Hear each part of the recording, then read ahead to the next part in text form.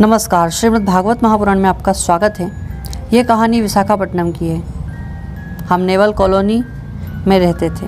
हमारी बिल्डिंग का नाम कावेरी था। वहाँ एक अफवाह थी कि लिफ्ट में भूत है। दरअसल एक औरत ने 14वीं मंजिल से कूदकर जान दे दी थी। तब से लोगों का कहना था कि उस औरत का भूत लिफ्ट में दिखता है। हमारा घर तीसरी मंजिल पर था। वैसे मुझे भूत वाली बात पर ज़्यादा विश्वास नहीं था, पर फिर भी मुझे रात को लिफ्ट में जाने से डर लगता था। वैसे मुझे लिफ्ट की ज़रूरत भी नहीं थी। एक दिन मैं अपने एक दोस्त के साथ घर वापस आ रहा था। वह भी उसी बिल्डिंग में ही रहता था।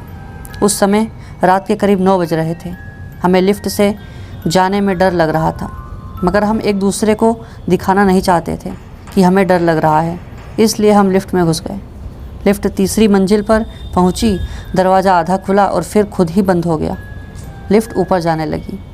हमने लिफ्ट रोकने की कोशिश की, मगर कोई बटन काम नहीं कर रहा था। लिफ्ट सबसे ऊपर की मंजिल पर गई और फिर सबसे नीचे की मंजिल पर आ गई।